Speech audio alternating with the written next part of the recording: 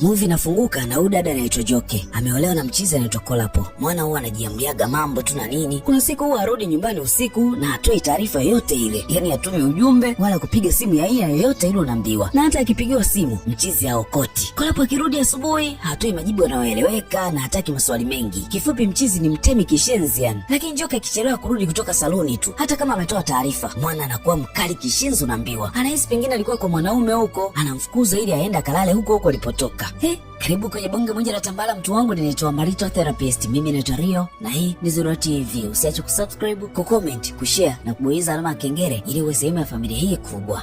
Basi bana Joke akaja kuomba alale kwa jirani yake Collins hapa na nini, lakini mchizi akawa amegoma. Maana Kolapo akijua bibie kalala hapa itakuwa msala mzito. Joke akiwa njiani kuna ndinga moja ikapita. Ikabidi aombe msaada sasa. Alikuwa ni mwanamke mmoja hivi anaitwa Denike. Akampa msaada na kumpakiza kwa gari yake na nini. Lengo tu amtoe kwenye maeneo maana si salama sana. Denike alishangaa kinoma maisha anayopitia Joke kwa mume wake. Mwisho akampa namba zake ili kama kuna tatizo lolote basi amtafute. Joke alishukuru kishenzi naambiwa. Mapema Joke akaja nyumbani kwa Denike kama alivyoelekezwa.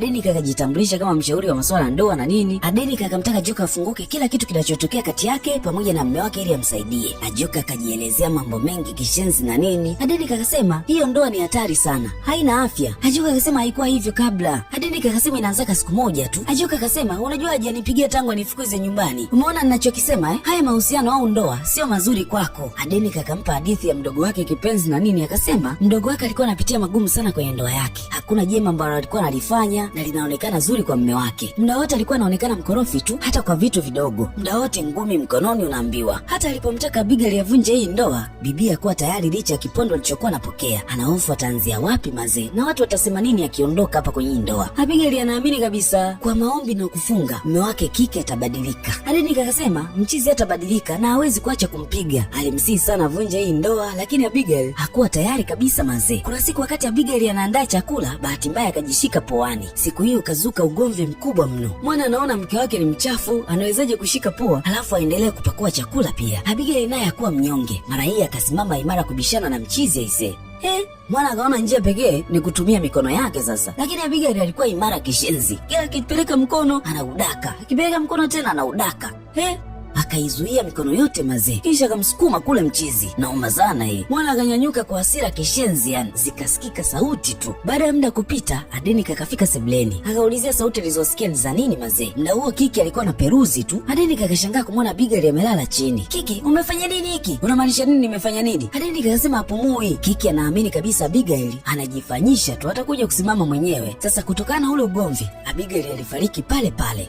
Joke alishangaa kishenzi kusikia hizi taarifa mazee. Hii ndo sababu nakwambia historia yake. Sitaki hali yako iishie vile. Kuanzia hapo nikaanza kuwa mshauri wa masuala ya ndoa. Nimekuwa nikipinga unyanyasaji kwenye ndoa. Nipo hapa kukusaidia kwa neema za Mungu. Nimefanya hii kazi kwa miaka 4 sasa. Mwisho Joke akasema atatafuta njia ya kujiondoa kwa hii ndoa mazee. Denike akamwambia muda wote anakaribishwa hapa nyumbani. Noma sana mzee. Penzi la Joke na Kolapo likaendelea na nini. Denike akawa anampigia sana simu Joke lakini haokoti mazee. Simu iliita sana unaambiwa. Kilikiita bibi anaiangalia tu. Lakini mwisho wa siku ikaamua izime tu, maana anaona kama usumbufu hivi. Kolapo akabaki na maswali mengi sana, maana kaona kila kitu ambacho kinaendelea. Ni nani ambaye alikuwa anampigia simu mke wake? Naoma sana mazee. Washikaji wanapendana kishenzi, lakini Kolapo anachokitaka kwa sasa ni kuwa Joke aongee na mwanasheria kisha badili nyaraka za mali za urithi za Joke kutoka kwenye jina lake hadi la Mr. and Mrs. Kolapo Adegun. Huu mlolongo anaona Kolapo kama unachukua muda mrefu sana, lakini kwa sababu mwanasheria yuko busy na mambo ya kisiasa, amempa wiki 2 na atalimaliza hili jambo mapema tu. Kolapo analitaka sana hili swala lifanyike kwa haraka mazee. Sasa kuna nini hapa? Kwa nini mchizi anaharakisha hivi? Au anataka kumtapeli? Tutajua uko mbele mtu wangu. Leo mamake ya Joke amekuja kumtembelea bila taarifa mazee. Basi salamu za heshima nyingi mna zikatembea hapa na nini. Mama akasema hawezi kutoa taarifa kwenye nyumba ya mwanae. Akimmisi basi muda wote anaingia.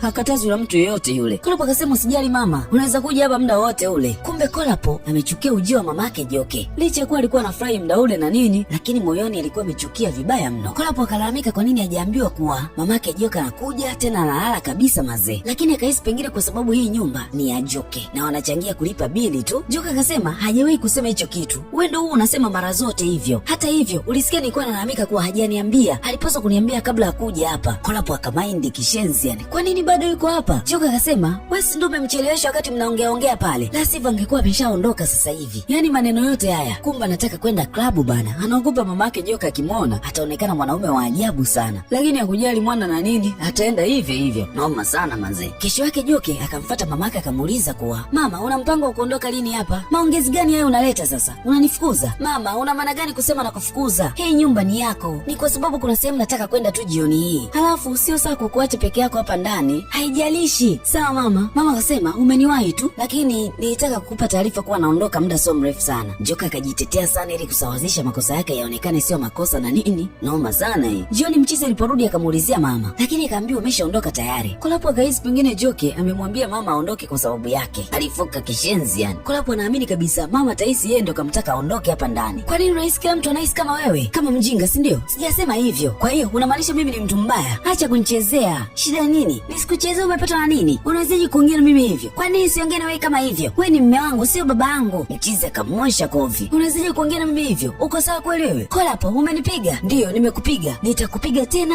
na tena na tena na tena. Jaribu kunigusa tena. Iguse. Walikimbizana kishenzi hapa ndani. Mwisho Joke akafanikiwa kukimbia akaja kushtaki kwa mshauri wake wa ndoa ambaye ni Adenike. Joke ameumia vibaya mno usoni. Mwana akampiga kama anapigana na mwanaume mwenzake hivi. Joke akaahidi hatarudi tena kwa mchizi, yani hakuna kurudiana hata iweje. Adenike akakubaliana maneno ya Joke kisha kampa hifadhi tu. Sasa kutokana na manyanyaso yote ambayo Joke amekutana nayo kwa mume wake, Adenike akataka kujua kama Kolapo anampenda kweli Joke. Joke akasema anapendwa mno na mume wake. Nadhani anajaribu kunisahihisha tu kwa sababu mimi ni msumbufu mno. Adenike akasema hiyo ndo kazi ya mnyanyasaji. Watakufanya ujihisi na makosa kwamba wewe ndo unafanya vitu ambavyo wao wanakasirika. Watakupiga, watakudhalilisha, utateseka kiakili, kihisia, kimwili na kimawazo pia. Watakupa lawama zote wewe. Hiyo ndo kazi yao. Acha nikwambie ukweli. Mwanaume anayekupenda kweli hawezi kunyanyua kidole chake kwako. Hakupendi huyo. Kuna kitu nafikiria. Nataka uwe mwazi kabisa kwangu Joke. Kuna kitu ambacho kinahusisha wewe pamoja na huyo mchizi. Au labda kuna kitu anahitaji kwako. Labda mali, vitu, uwekezaji, au kuna nyaraka au chochote kile. Joke akasema kuna nyaraka za majengo ambayo yapo Ogun, ambayo mzee wake alimpa mazee. Alisema tubadilishe majina, hiyo Mr. and Mrs. Kolapo Adigun. Adenike akajua hii ndio sababu ya mchizi kuwa na Joke. Akasema kama ukibadili hizo nyaraka kuwa Mr. and Mrs. sio vyako tena. Hapana, zitabaki kuwa zangu tu. Joke akaomba kuelezea hapa. Akasema Mr. and Mrs. anaweza kuitwa mtu yoyote yule. Hilo jina. Umeona Kolapo Adigun ni mtu mmoja tu. Anaweza kuwa Mr. Kolapo Adigun. Lakini wanawake tofauti wanaweza kuwa Mrs. Kolapo Adigun. Kuna Mr. mmoja pekee kwenye hilo jina ambayo ni Kolapo Adigun. Lakini wanawake 20 wanaweza kuwa Mrs. Kolapo Adigun. Kila mara anawashauri wanawake walioolewa kama wananunua mali na waume zao, jina lako kama ni Ajoke Adeoti. Kwa hiyo inapaswa kuwa Mr. Kolapo Adigun na Mrs. Ajoke Adeoti. Hapo utakuwa na usalama na mali zako. Upande wa pili Kolapo alikaa kwa muda mrefu sana. Kisha akaamua kumtafuta mke wake mazee. Maana akammisi mno. Mchizi akaja kuomba msamaha hapa. Akasema hii hali haitajirudia tena. Uliwahi kuniahidi. Mchizi akasema ikitokea nifanye chochote kile hata kama ni kuniua. Sawa mama. Joke akamsamehe mchizi mazee. Mapenzi ndo yalivyo. Upande pili kwa Adenike akamtafuta sana Joke hajamuona nyumbani. Ikabidi ampigie simu kuulizia. Joke akasema ameshamsamehe mchizi baada ya kuomba msamaha sana. Eti kaitwa mama. Hata kama ungekuwa wewe, mtu umeitwa mama, unaachaje kumsamehe mtu sasa Mama gani anakuwa hana huruma na mtoto wake? Ushawahi kuona wapi hiyo? Adenike ikabidi akubaliane naye kisha akamtakia usiku mwema tu. Noma sana mazee. Maana mapenzi hayashauriki. Unaweza kumshauri hiki, lakini kesho kakuta kafanya kitu kingine kama Joke tu ambacho anapitia. Adenike yeye anaamini wanyanyasaji huwa hawabadiliki hata kama iweje. Hata akikuahidi kitu chochote kile, mnyanyasaji ni mnyanyasaji tu. Kweli bana Kolapo akawa mtu mwema kishenzi kwa bibie. Asubuhi tu na mapema mchizi anamletea bibie breakfast in bed.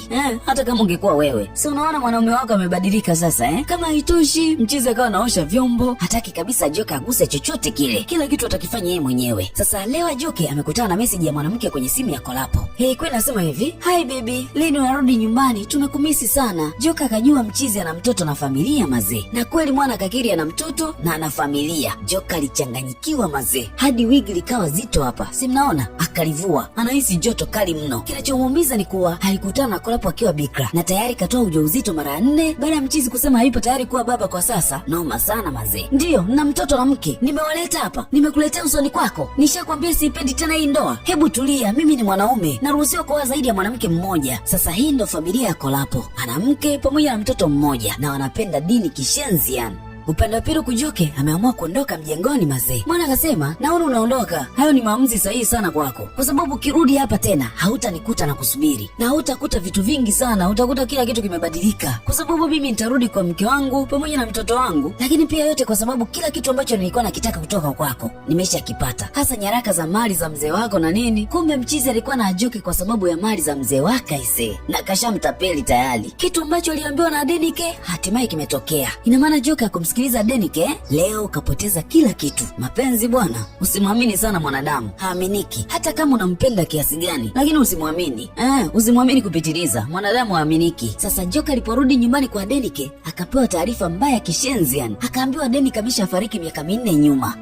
Ajoke akapagawa mazee. Itakuwa mmechanganya. Adenike ninayemuulizia nilikuwa naye siku 4 nyuma. Sasa Adenike aliyekuwa naongea naye ni nani? Ni yupi? Na hapa naambiwa ameshafariki miaka 4 nyuma. Ina maana alikuwa anaongea na jini au? Tutajua uko mbele mtu wangu. Sasa ikabidi apewe namba za dada yake Abigail ili azungumze naye. Abigail tena. Ajoke akaja kukutana na Abigail hapa na nini? Sasa kinachomshangaza Ajoke, aliambiwa Abigail ameshafariki miaka 4 nyuma. Lakini ukweli ni kwamba Adenike ameshafariki miaka 4 nyuma kwa kusukumwa na mume wake Kiki, na huyo anayekuja ni mzimu ambaye ameamua kuwasaidia wanawake ambao wanateseka kwenye ndoa tu. Sasa na kama haitoshi, Adenike anatumia hadithi ya maisha yake kwa kutumia jina la dada yake Abigail ili watu wamwamini mazee. Licha kuwa ile hadithi inamuhusu yeye yote, yani 100% ile story ambayo alikuwa anamwambia Ajoke kuhusu Abigail inamuhusu yeye mazee. Ni watu wengi sana ambao wamekuwa wakimtafuta Abigail kuhusu Adenike, na wote anawaambia hivyo hivyo mazee. Abigail akampa hadithi nzima ilivyokuwa kwa dada yake na nini, maisha yote ambayo alikuwa anayapitia Adenike kwenye ndoa yake na Kiki, na kila kitu ambacho Abigail alikuwa akizungumza ashawahi kuambiwa Ajoke, na Ajoke aliambiwa hii hadithi inamuhusu Abigail, lakini Abigail anamwambia ukweli sasa namna ambavyo ulivyo Ajoke kuhusu hii hadithi na namna ambavyo Adenike alifariki mazee. Upande wa pili Kukolapo kaitafuta sana bahasha ya nyaraka za mali alizotapeli na nini, lakini hajaipata mazee. Alipomuuliza mke wake akasema hajaiona bahasha yote wakati anasafisha. Mchizi akawa mkali kishenzi, unaambiwa. Mke wake naye akapanda mazee. Hiki kitu Kolapo akipende kishenzi, yani atakaki kabisa kuongea alafu mwanamke naye ampandishie sauti kwa mbele. Mwisho mke wake akasema alimuona mwanae anachezea hiyo bahasha, na kama haitoshi akaamua kwenda kuitupa kwenye dustbin. Hiki kitu kikaamsha mapepo ya Kolapo. Yani unawezaje kwenda kutupa kitu cha thamani kama hicho? Mke wake naye sio mnyonge kihivyo, mwana akamkandamiza mke wake kishenzi.